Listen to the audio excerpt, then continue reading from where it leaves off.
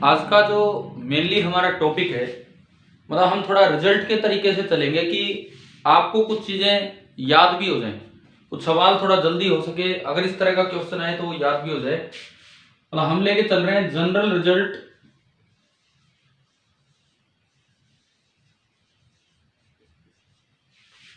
About phase change of H2O।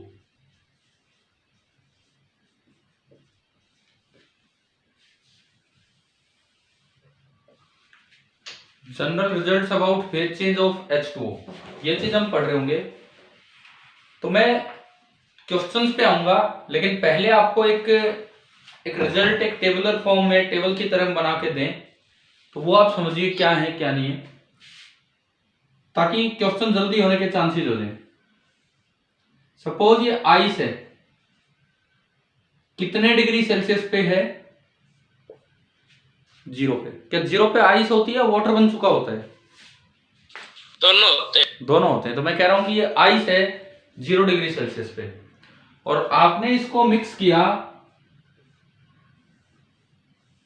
Steam के साथ।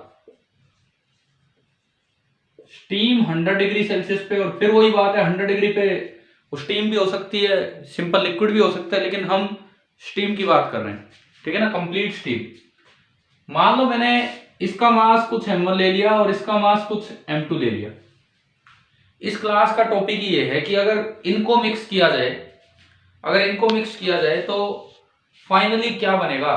Ice water mixture बनेगा, या कंप्लीट वाटर बनेगा, या फिर वाटर बनेगा कुछ पार्ट स्टीम रह जाएगा। मतलब इस तरह के क्या कुछ हो सकते हैं, तो वो हमें चेक करना है। समझ आ गया कौन सा पार्ट है, क्या हम सीख रहे हैं इसमें? हाँ यस सर। ठीक है। अब देखो, वैसे तो टाइम लग जाता है वो कैलोरीमेट्री इक्वेशन लगाने में और इन सब चीजों में। तो दो वैल्यूज हैं 8 एंड 3। m1/m2 आप निकालो, ये अक्सर ग्राम में दिए होते हैं। m1/m2 आप निकालो, तो इसमें देखो 8 एंड 3 दो कंक्लूडिंग वैल्यूज हैं। या तो क्वेश्चन में आपको m1/m2 8 से बड़ा मिले, या फिर क्वेश्चन में m1/m2 8 ही मिले,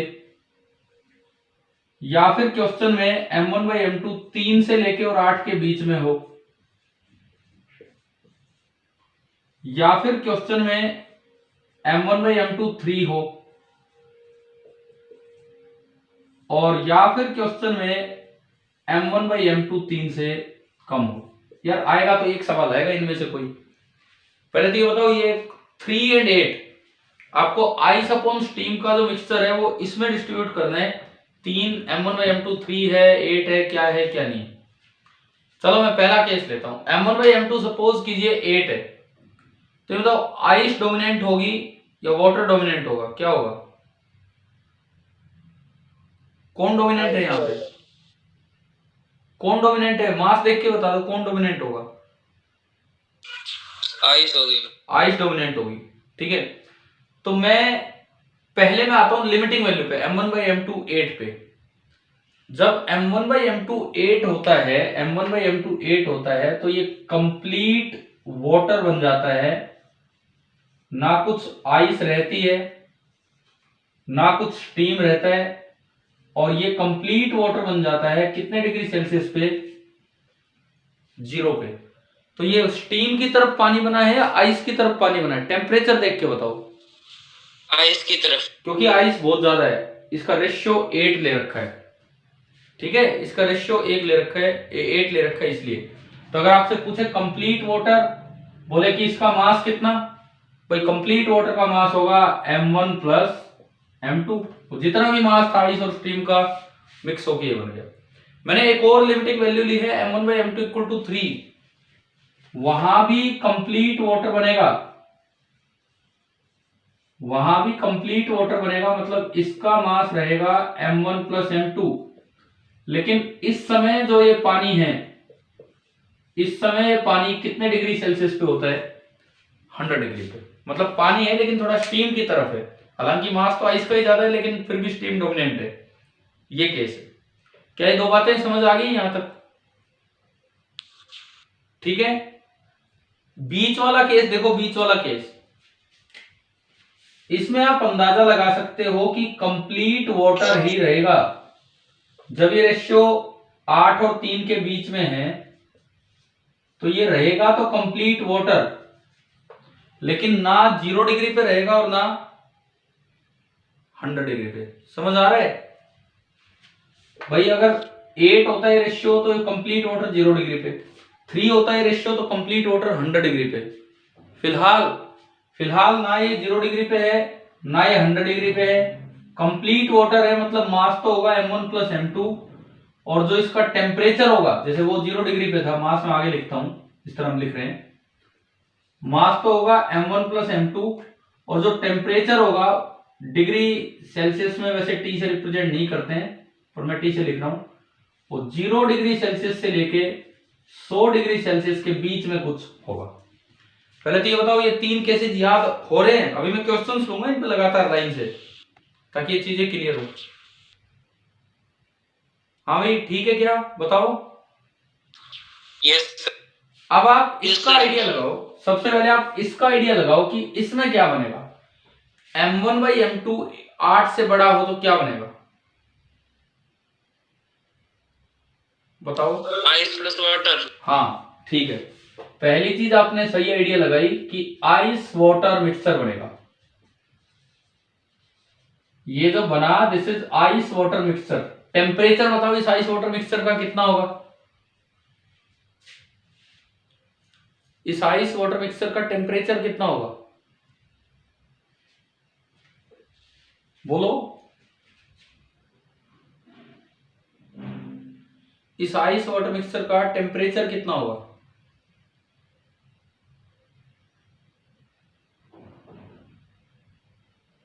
अरे बोलो भाई, बोलो बोलो, फटाफट बोलो। 0 डिग्री। 0 डिग्री। इस आइस वाटर मिक्सचर का जो टेम्परेचर होगा वो रहेगा 0 डिग्री। और अब आप ये जो लास्ट केस मैंने इधर बताया, m1 by m2 less than 3, इसमें बताओ क्या बनेगा? Steam plus water. ठीक है, ये भी आपने सही बताया, स्टीम वाटर मिक्सचर। इसमें जो बनेगा this will be steam water mixture. Temperature कितना? 100 डिग्री। ठीक है, यहां तक भी सही है। अब देखो मैं कंपोजिशन की बात करूं, ये कंप्लीट वाटर, ये कंप्लीट वाटर, ये कंप्लीट वाटर, तो मैंने मास लिख दिया m1 प्लस m2। लेकिन अब बात आती है कि आइस वाटर मिक्सचर है तो कितना आइस कितना वाटर, या स्टीम वाटर मिक्सचर है, पता नहीं सवाल इन पे आ जाए, कितना स्टीम कितना वाटर। जैसे मैं स्टीम वाटर मिक्सचर की बात करूं तो इसमें पानी कितना होगा और स्टीम कितनी होगी। चलो ये बताओ, जब ये स्टीम वाटर मिक्सचर बना तो क्या आइस पूरी पानी के फॉर्म में आ चुकी है या नहीं? Yes sir. यानी कि वाटर का एक मास तो फिक्स हो गया, वाटर का एक मास तो कितना होगा? m1। m1 यहां तक आया समझ? ठीक है, लेकिन कुछ स्टीम भी तो आइस में ना, कुछ स्टीम भी तो वाटर में कन्वर्ट हुई होगी। Yes sir. समझ रहे होगी नहीं, बताओ एक बार भाई। वाटर का m1 मास तो फिक्स है ही है, वो तो कहां से आया होगा, वो तो जो आइस थी उससे बना है। इसके अलावा और कितना पानी बना होगा आप आइडिया लगाओ। मैं लिखता हूं m1 बाई 3 पानी और बना होगा। देखो एक बार इधर ध्यान दो, इधर ध्यान दो, अगर m1 बराबर 3m2 होता तो वो क्या क्या वो कंप्लीट स्टीम वाटर में कन्वर्ट होगी कि नहीं? Yes sir. यानी कि अगर m2 बराबर m1 बाई 3 होता तो कंप्लीट स्टीम वाटर में कन्वर्ट होगी m1 बाई 3। यस तो सर। अब भी उतनी ही कन्वर्ट होगी। अब भी m2 का थोड़ा सा पार्ट m1 बाई 3 पानी में कन्वर्ट हो जाएगा। यहां तो क्या थी, पूरी m2 ही m1 बाई 3 थी तो वो पानी में कन्वर्ट हुई। अब स्टीम का इतना पार्ट पानी में कन्वर्ट होगा, तो आप बताओ स्टीम की कंपोजिशन क्या होगी? स्टीम की कंपोजिशन कितनी थी? स्टीम m2, और कितनी पानी में कन्वर्ट होगी? m1 बाई तो कितनी बची steam? M2 minus M1 by 3. M2 minus M1। मैं दरअसल विदाउट प्रूफ आपको कुछ रिजल्ट्स याद करवाने की कोशिश कर रहा हूं ताकि इस तरह की चीज अगर आए तो हम डायरेक्ट कर पाए। ठीक है, समझ गए हो ना क्या पर्पज है इस क्लास का अभी जो हम ले रहे हैं? ठीक है, Yes sir. ऊपर चलो, सबसे ऊपर वाला, वहां मुझे इसी तरह आप सोच के बताओ कि आइस कितनी बनेगी। एक मास तो श्योर है, कितना? वाटर का M2 प्लस। अरे आइस का बताओ पहले, आइस का स्टीम कंप्लीट किस में कन्वर्ट हो चुकी होगी? वाटर में। हाँ सॉरी, चलो ठीक है, आप वाटर का ही बोल रहे हो, मैं भी उधर ही लिखता हूँ, लिखा मैंने इधर गलती से। एक मास तो फिक्स है कि ये कितना हो चुका है, M2। स्टीम तो कन्वर्ट होके आ चुकी है पानी के रूप में, इसके अलावा आइस का कुछ पार्ट भी पानी में तब्दील हुआ होगा ना भाई? सही बोलो, देखो इससे आइडिया लगाओ, इससे अगर कंप्लीट कन्वर्जन होता तो M1 किसके बराबर होता? 8M2, यानी कि 8M2 मास ऑफ आइस पानी में बदला होगा। तो अब ज्यादा है तो ज्यादा पड़ा रहने दो, हमारे लिए तो कितना मास पानी में बदला होगा? 8M2 ही बदला होगा भाई। ठीक है, M1 ज्यादा था, M1 8M2 से भी ज्यादा था। ये देखो इधर, M1 is greater than 8M2, M1 8M2 से भी ज्यादा था, लेकिन जो कन्वर्ट होगा एग्जैक्ट वो 8M2 होगा, यानी कि वाटर जो बना होगा वो M2 तो था ही था, स्टीम की तरफ से आया, आइस की तरफ से 8M2 मास कन्वर्ट हो गया होगा। तो अब बताओ आइस कितनी बची? M1 minus 9M2। 9M2 कैसे हो गया भाई? आइस का 8M2 पार्ट पानी में बदला, तो आइस कितनी बची? M1 minus 8M2। समझ आ रहा है कि नहीं बताओ? Yes sir. एक बार क्लियर कीजिए कि आपको ये रिजल्ट समझ आ गए क्या है क्या नहीं है। देखो मैं रिपीट करता हूं क्योंकि क्वेश्चन लूंगा तो उससे ज्यादा अच्छे से क्लियर होंगे, लेकिन वैसे भी चीजें क्लियर होनी चाहिए। ठीक है, क्वेश्चन से तो और भी ढंग से ये यूज ही होंगी सारी की सारी चीजें वहां पे। सबसे पहली बात, हम इसमें क्या आपको बता रहे हैं, कुछ रिजल्ट्स याद करवा रहे हैं। अगर ऐसा ही सवाल आए तो, जरूरी नहीं है कि यही चीज यूज ही हो, लेकिन अगर ऐसा ही सवाल आए तो इस चीज को बच्चे रिजल्ट्स के तौर पे याद कर जाते हैं। क्या कि M1 मास है आइस का 0 डिग्री पे और M2 मास है स्टीम का 100 डिग्री पे। तो पहले तो दो वैल्यू याद रखो, M1 बाई M2 8 और 3। अगर M1 बाई M2 8 है तो कंप्लीट वाटर बनेगा फाइनली, लेकिन 0 डिग्री पे। अगर M1 बाई M2 3 है तो कंप्लीट वाटर बनेगा, लेकिन कितने डिग्री पे? 100 डिग्री पे। अगर M1 बाई M2 3 और 8 के बीच का है तो कंप्लीट वाटर ही बनेगा और कोई बीच का तापमान हो जाएगा 0 से 100। तो इन तीनों में तो कंपोजिशन मिल ही गई कि वाटर बनना है इतना, M1 प्लस M2। लेकिन अब दिक्कत कहां पे है, अगर M1 बाई M2 8 से भी बड़ा हो तो आइस बहुत ज्यादा है। अगर M1 बाई M2 8 से भी बड़ा है, इसका मतलब है कि M1 is greater than 8M2। इसका मतलब है कि M1 is greater than 8M2। और अगर M1 8M2 से बड़ा है तो आइस का केवल, यहां देखो, यहां आइस कितनी है, M1 is equal to 8M2। तो इस M1 का बस इतना हिस्सा पानी में बदलेगा, बाकी आइस रह जाएगी। तो M1 का 8M2 पार्ट पानी में गया तो आइस कितनी बची? M1 minus 8M2। और वाटर कितना बनेगा? एक तो उधर की सारी स्टीम थी M2 और प्लस 8M2 इधर से गया। ठीक है, सिमिलरली इधर देखो आप, अगर कंप्लीट वाटर एट 100 डिग्री बनना था, अगर कंप्लीट वाटर एट 100 डिग्री बनना था तो इस केस में जो M2 है वो है M1 बाई 3। इस केस में जो M2 है वो है M1 बाई 3। लेकिन अगर M2 थोड़ा ज्यादा ले लिया, आप इस पे ध्यान दो, तो ये है M2 is greater than M1 by 3। अगर स्टीम का मास M2 होता है M1 बाई 3 के बराबर तो कंप्लीट वाटर बनता 100 डिग्री पे। अगर M2 M1 बाई 3 से भी बड़ा है तो केवल M1 बाई 3 पार्ट कन्वर्ट होगा वाटर में और बाकी स्टीम ही रह जाएगी। तो स्टीम कितनी बची, M2 माइनस M1/3। भाई ये बताओ, मैं इस पे सवाल लूं ताकि आपको ये रिजल्ट्स यूज करने आए, कैसे यूज करने हैं। Yes sir. ठीक है, मतलब इस क्लास का टारगेट एक यही चीज रखो कि एक चीज हम सीख जाएं कि इस तरह के सवाल आए तो कैसे क्या करना है।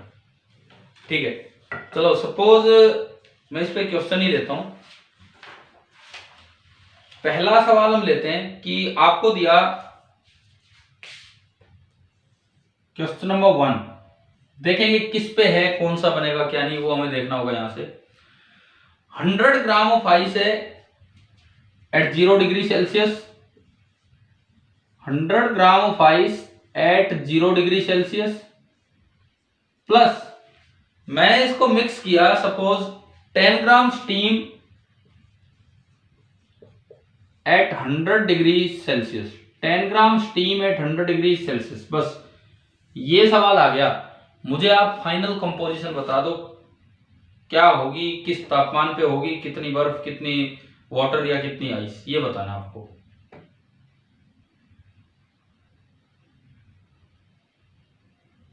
तो 20 ग्राम बर्फ, 90 ग्राम वाटर। टेम्परेचर 0। ठीक है, बिल्कुल सही है। देखो कितना जल्दी हो रहा है सवाल, अगर आपको रिजल्ट की तरह याद है तो। इधर देखिए, सबसे पहले आप बताओ इस क्वेश्चन में M1/M2 कितना है। M1/M2 10। कौन सी कैटेगरी में गया, ग्रेटर देन 8। वो सबसे ऊपर वाला। तो एक चीज तो श्योर होगी कि आइस वाटर मिक्सचर है। देखो यार, आप इसको सामने हमारे हमेशा टेबल थोड़ी लिखी रहेगी कि ये हमने सामने लिख रखा और इस तरह से हो गया। थोड़ा बहुत दिमाग में कैसे बैठाएं इन चीजों को।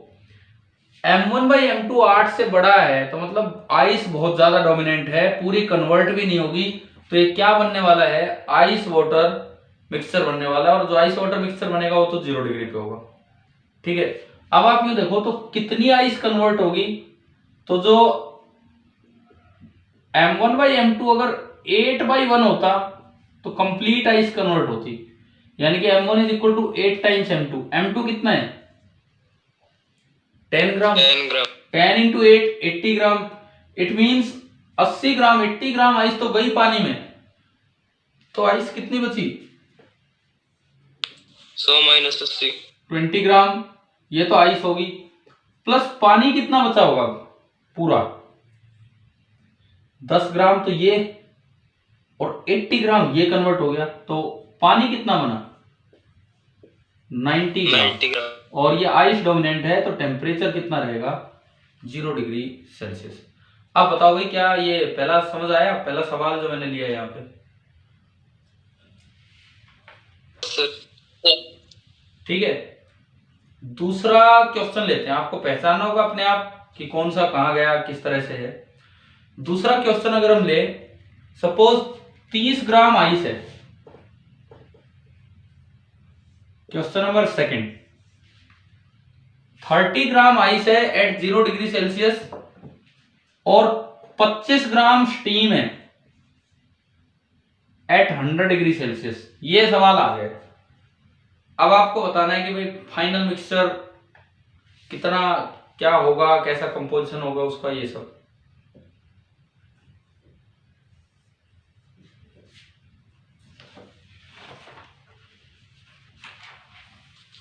पंद्रह gram steam, 40 gram water mixture. Final composition मतलब क्या बना, स्टीम वाटर मिक्सचर। पहली बात तो ये है ना। कैसे, यस सर। कैसे M1/M2 बताओ। यहां से M1/M2 6/5 6/5 1.2। This is less than 3, this is less than 3। तो मतलब ये लास्ट केस आ गया। तो ये तो श्योर हो गया कि ये स्टीम वाटर मिक्सचर बनेगा। और कितने डिग्री पे बनेगा, 100 डिग्री सेल्सियस पे। 100 डिग्री सेल्सियस पे ये स्टीम वाटर मिक्सचर बनने वाला है। ठीक है, अब इसमें मैं अगर देखूं कि भाई कितनी स्टीम होगी और कितना वाटर होगा, कितनी स्टीम कितनी वाटर, ये कैसे डिसाइड करें, ये कैसे डिसाइड किया आपने कि कितनी स्टीम होगी और कितना वाटर होगा। M2 minus 1/3। वैसे तो यहाँ लिखा हुआ है कि जो वाटर बनेगा वो बनेगा m1 प्लस m1/3। भाई देखो, जब स्टीम वाटर मिक्सचर बना, स्टीम वाटर मिक्सचर का मतलब है ये तो कंप्लीट किस में कन्वर्ट हुआ होगा? वाटर में। वाटर में। और कुछ पार्ट इसका भी आया होगा, तो कंप्लीट वाटर, तो वाटर का मास 30 ग्राम तो होगा ही होगा, ये तो श्योर है। वाटर का मास 30 Yes, ग्राम sir. तो होगा ही होगा। साथ में जो स्टीम है, स्टीम का कितना कितना रेशियो जाएगा? 1/3। Yes sir. ठीक है, स्टीम का 1/3, 1/3 मीन्स 25 ग्राम बाई 3, 25/3 कितना आ रहा है? 30 3 90, 105/3। हाँ जी, समझ आ गया ये कि वाटर कितना बनेगा? 105/3। क्लियर है कि नहीं?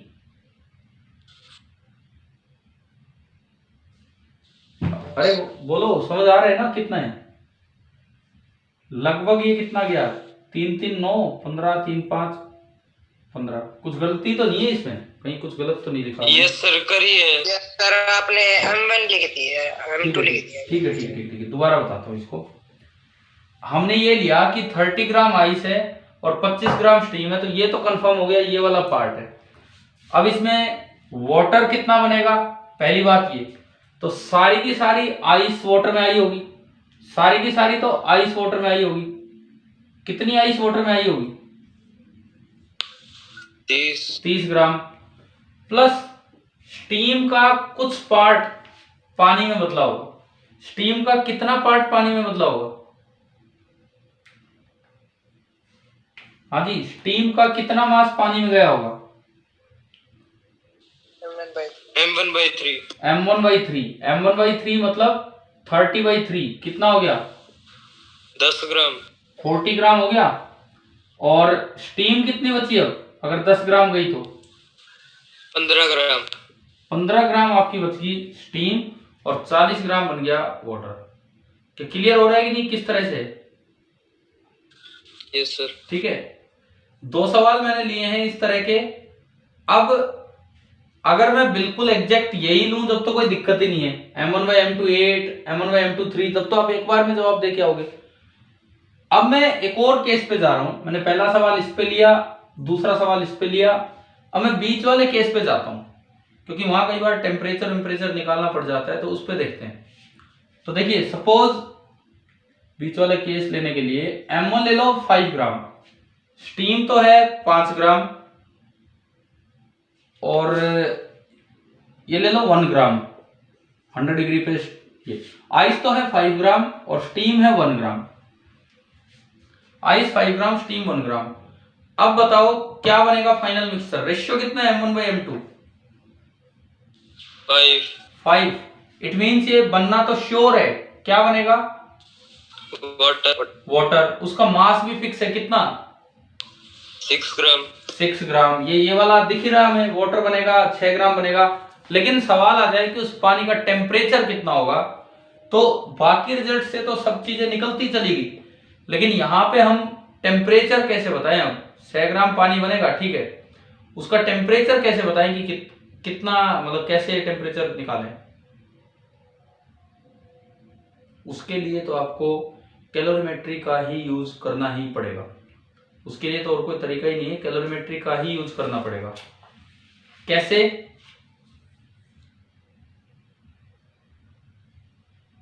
कैसे भी बताओ। देखो, ये 5 ग्राम आइस पहले मेल्ट होगी, यस सर। फिर उसका टेम्परेचर कुछ बढ़ेगा। ऐसे ही ये स्टीम पहले कंडेंस होगी और फिर उसका टेम्परेचर कुछ कम होगा, यहां तक आना है। मान लो ये टेम्परेचर T है जो मुझे निकालना है, मुझे T निकालना है, ये T, ये टेम्परेचर T है।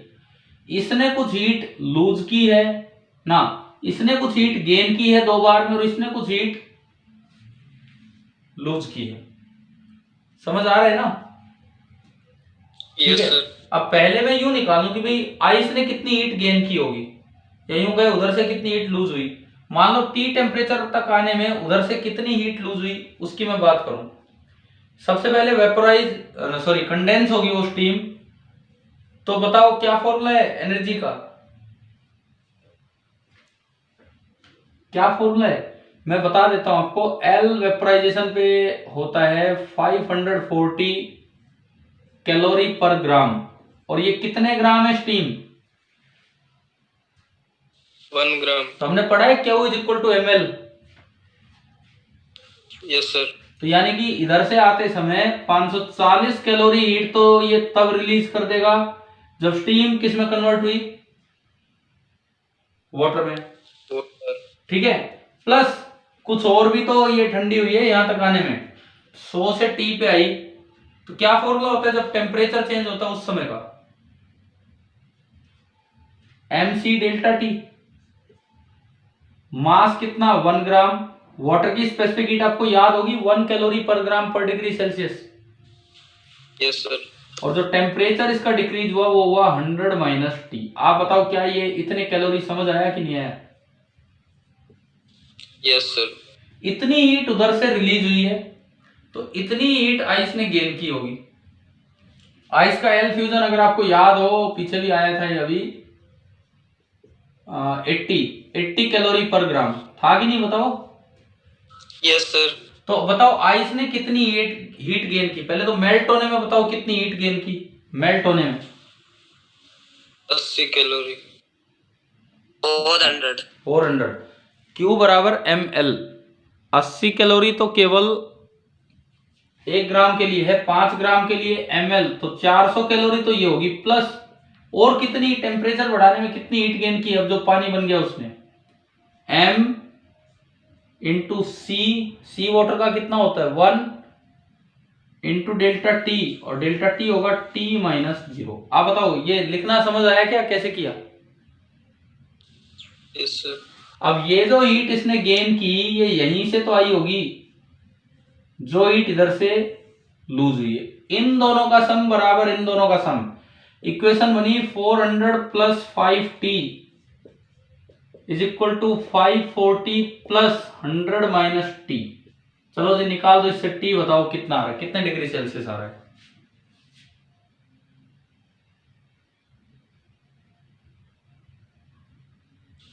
40। तो आ गया इसके बीच का कोई, सही बोल रहे हो ना आप, 40। हाँ भाई और कोई बच्चा जवाब दे, 40 आया?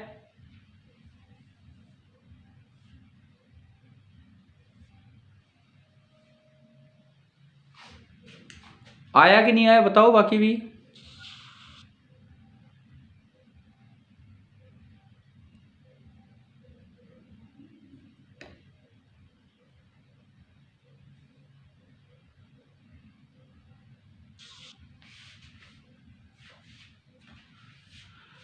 बोलिए ये वाले कॉन्सेप्ट आ गए क्या समझ, जो अभी सिखाई मैंने?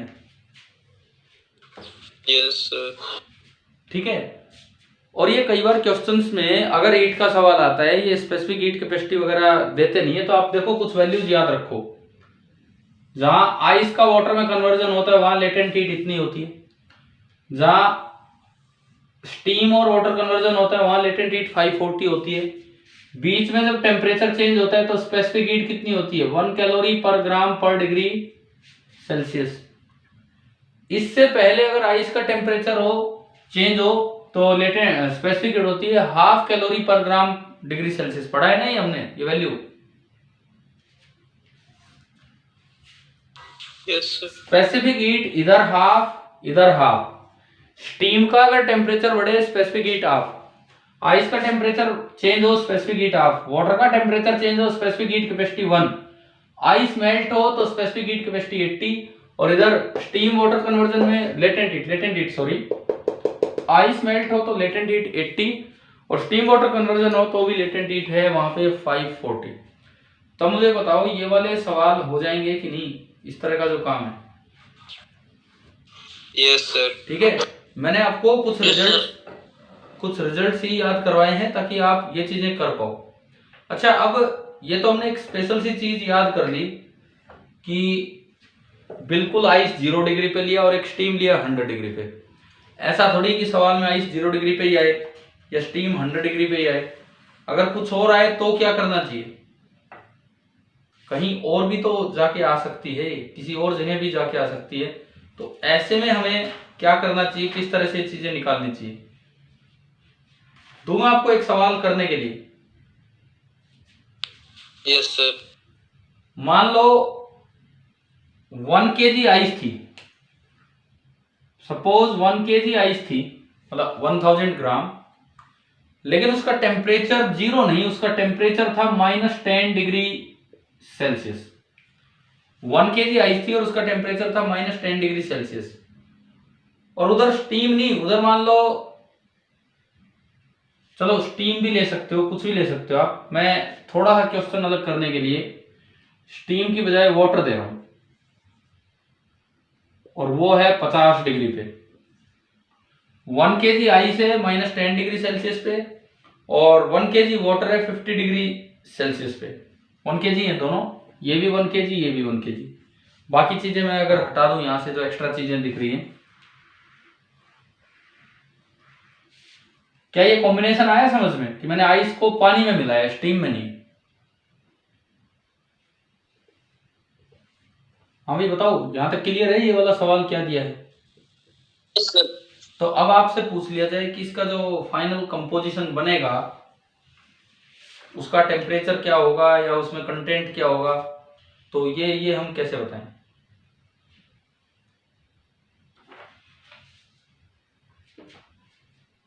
मतलब वो जो याद किया किया, लेकिन अब उससे तो अलग आ गया ये सवाल।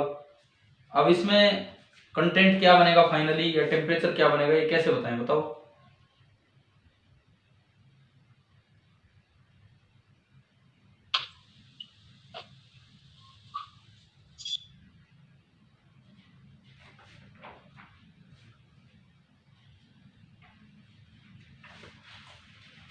सबसे पहली बात तो ये बताओ, आइस को मेल्ट होने के लिए कितनी एनर्जी चाहिए? कि आइस 0 डिग्री तक पहुंच जाए उसके लिए कितनी एनर्जी चाहिए? -10 से 0 तक आने के लिए कितनी एनर्जी चाहिए आइस को? -10 से 0 तक आने के लिए कितनी एनर्जी चाहिए आइस की? 5,000। 1000 इंटू हाफ इंटू 10, 5000 जूल आई, 5000 कैलोरी, सॉरी। लेकिन अभी तो ये बर्फ ही है। Yes, sir. अब मेल्ट होने के लिए और कितनी एनर्जी चाहिए इसको?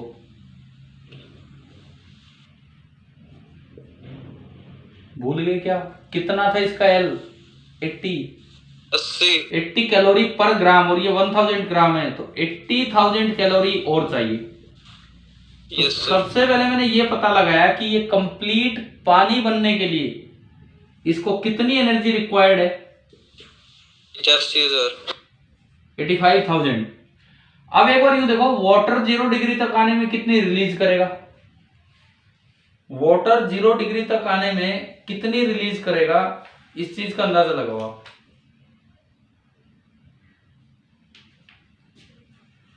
वाटर 0 डिग्री तक आने में कितनी रिलीज करेगा, इस चीज का अंदाजा लगाओ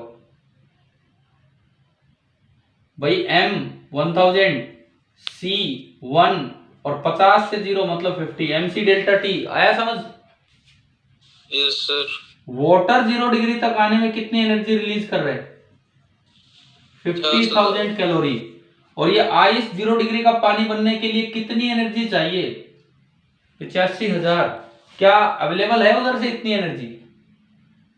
नो सर। तो क्या ये हो पाएगा कि ये पूरी आइस वाटर में बन जाए 0 डिग्री पे? No sir.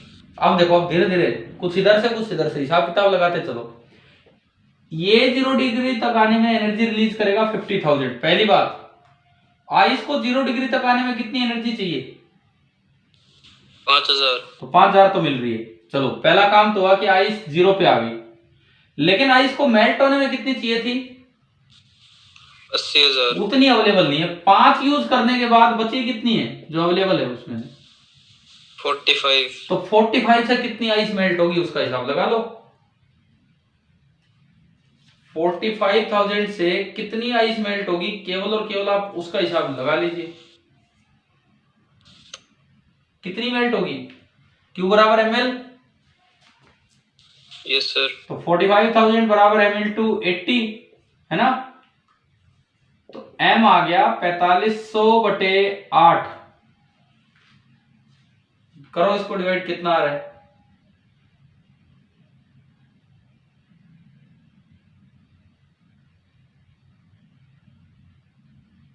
चलो जो भी आ रहा है आ जाएगा। Yes sir. अब देखो फाइनली एक आइस वाटर मिक्सचर बना जिसमें वाटर कितना है 1 kg, तो पूरा ये, और प्लस ये कितना मेल्ट हुआ वो, प्लस ये आइस का कितना पार्ट मेल्ट हुआ वो, और आइस कितनी आ रही है, ये कितना आ रहा है 562.5। ये 562.5। तो इसमें और वो जो पहले था वो जोड़ देना, ये इतना तो हो गया पानी, और आइस में से वो घटा देना तो उतनी बचेगी आइस। तो ये आपका हो गया आइस वाटर मिक्सचर। बताओ भाई समझ आए क्या कैसे करने होते हैं ये? Yes sir. आखिर का थोड़ा सा बताना फिर से। कौन सा पार्ट? लास्ट वाला पार्ट। देखो दोबारा सुनो, जल्दी देखो, बिकॉज ये टाइम भी पूरा हो सकता है बीच में। ये आइस मेल्ट हुई, ये आइस मेल्ट हुई, लेकिन पहले उसका टेम्परेचर -10 से 0 पे आएगा। -10 से 0 पे आने के लिए उसको एनर्जी चाहिए 5000, और मेल्ट होने के लिए चाहिए 80,000। तो टोटल एनर्जी 0 तक पहुंचने के लिए, पूरा वाटर बनने के लिए 85,000 की रिक्वायरमेंट है। लेकिन उधर से जहां से एनर्जी मिलेगी, पानी ठंडा होगा, वो 50 से 0 आने में केवल कितनी एनर्जी रिलीज कर रहा है? 50,000 कैलोरी। तो कंप्लीटली अवेलेबल तो है नहीं, कंप्लीटली अवेलेबल तो है नहीं, कंप्लीटली अवेलेबल नहीं है। तो इसका ये मतलब है कि जितनी हो सकेगा उतना काम चलेगा। तो 50 में से पहले 5 तो यूज होगी इसको मेल्ट कराने में, 5 तो यूज होगी इसको मेल्ट कराने में। अब ये बन गया 5 यूज होने के बाद ये बन गया ice at 0 degree Celsius, 1000 gram ice at 0 degree Celsius. और इसको अब 45,000 एनर्जी और मिल रही है उधर से।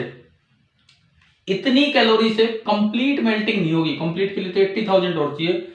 कुछ पार्ट मेल्ट होगा, तो कितना पार्ट मेल्ट होगा, कितने ग्राम मेल्ट होगा, दैट इज इक्वल टू 45,000। जो बची हुई एनर्जी उधर से मिलेगी वो बराबर m इंटू एल, और L होता है 80। यहां से आप m निकाल लोगे कि आइस कितना मेल्ट होगी पानी में। 8 से मैं डिवाइड कर ही लेता हूं, 8 5 40, 50, 8 6 48,